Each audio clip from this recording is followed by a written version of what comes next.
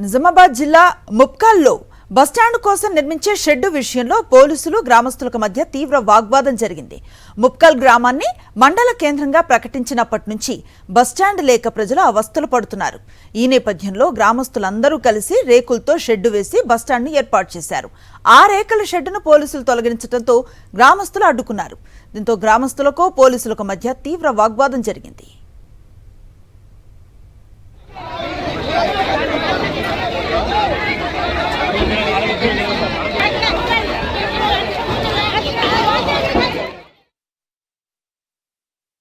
ఎందుకు వీకేసినావు కాబట్టి అని ఊరంతా నిలబడ్డము వేపించినాం.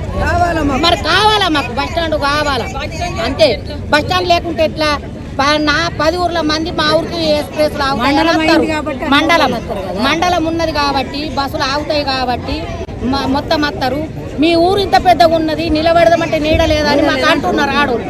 మేము అన్నము మీకు రేకులు వేయుండ్రి, బస్టాండ్ వేయుండ్రి అని మేము అంటే వాళ్ళు చేస్తున్నారు. అలా చెప్పని కారణం ఏమున్నది? ఓళ్ళు వద్దన్నారు. మరి రేవంత్ రెడ్డి వద్దన్నాడా, కలెక్టర్ వద్దన్నాడా, సునీల్ రెడ్డి వద్దన్నాడా? వాళ్ళు వద్దంటే వాళ్ళ దగ్గరికి పోతాం. హైదరాబాద్ చైతన్యపురిలో మైనర్ బాలికను కిడ్నాప్ చేశాడు ఆటో డ్రైవర్. 9వ తరగతి చదువుతున్న 15 ఏళ్ల బాలికను కిడ్నాప్ చేశాడు. ఈ కేసులో ఆటో డ్రైవర్ బాలకృష్ణ ప్రధాన నిందితుడిగా గుర్తించారు పోలీసులు. అమ్మాయిని పెళ్లి చేసుకుంటున్నానని ఆటో డ్రైవర్ బాలకృష్ణ ఫోన్ చేసి చెప్పడంతో చైతన్యపురి పోలీసులను ఆశ్రయించింది బాలిక తల్లి.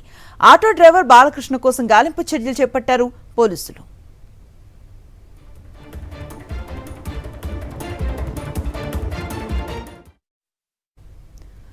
కేంద్ర ప్రభుత్వం చేపట్టిన ఆన్లైన్ జనగణన ప్రక్రియకు భద్రాద్రి కొత్తగూడెం జిల్లా భద్రాచలంలో ఊహించని సాంకేతిక సమస్య ఎదురైంది.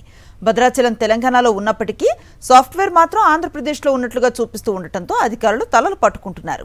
జనగణన కోసం సాఫ్ట్వేర్లో జియో కోడింగ్ చేస్తున్న సమయంలో భద్రాచలంతో పాటు పలు ప్రాంతాలు తెలంగాణ వెలుపల ఉన్నట్లుగా చూపిస్తోంది. స్థానికుల వివరాలు నమోదు చేస్తున్నప్పుడు తెలంగాణకు మాత్రమే పరిమితం అనే మెసేజ్ వస్తూ ఉండటంతో డేటా ఎంట్రీ ముందుకు సాగటం లేదు. సరిహద్దు వివాదాల ప్రభావం డిజిటల్ మ్యాపింగ్ పై పట్టడంతో ఆన్లైన్ జనగణన నమోదుకు తీవ్ర ఆటంకం ఏర్పడింది.